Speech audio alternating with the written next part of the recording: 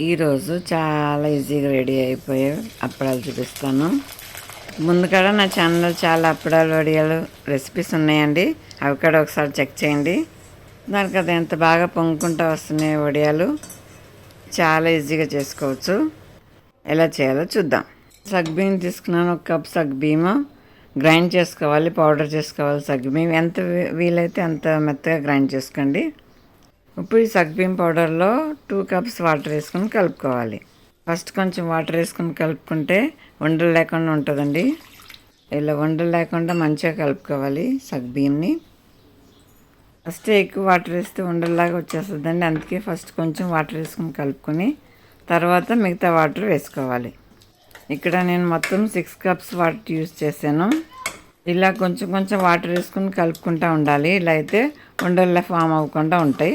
నా channel first time చూసినట్లయితే subscribe చేసుకోండి. ఆల్రెడీ సబ్స్క్రైబ్ చేసుకున్న వాళ్ళు లైక్ చేయండి, షేర్ చేయండి, ఇంకా కామెంట్ చేయండి. ఇప్పుడు ఇది కలుపుతాను. మొత్తం 6 కప్స్ వాటర్ యూజ్ చేశాను నేను. ఇప్పటివరకు స్టవ్ ఆన్ చేయలేదు. ఫస్ట్ వాటర్తో కలుపుకోవాలి పిండిని. మంచిగా లమ్స్ లేకుండా కలుపుకొని తర్వాత స్టవ్ ఆన్ చేసుకొని బాయిల్ చేసుకోవాలి. చూస్తున్నారు కదా, ఇలా కలుపుకోవాలి పిండిని.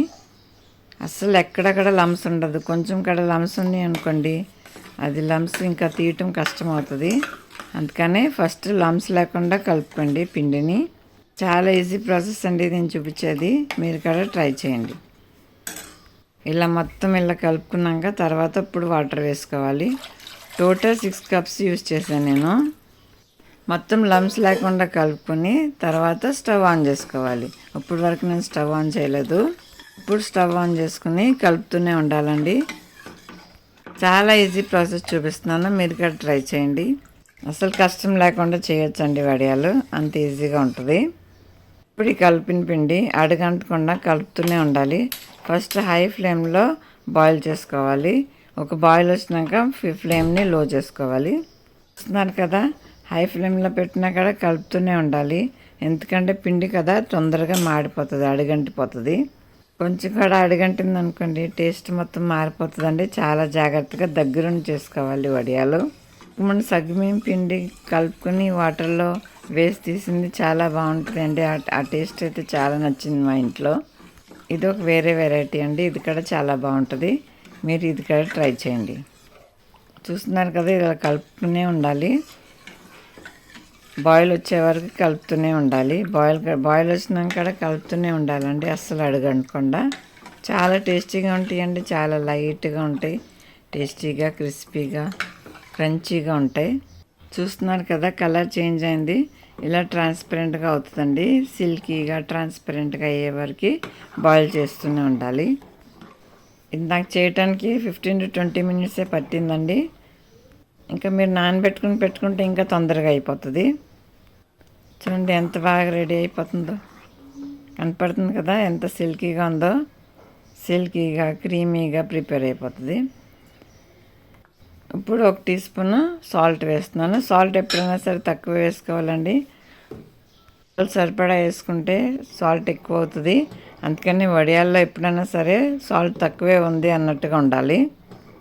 ఎందుకంటే ఇలా బబుల్స్ వస్తూనే ఉంటుంది, అప్పటి వరకు ఉడికించుకోవాలి. చూస్తున్నారు కదా, చిక్కబడింది కదా.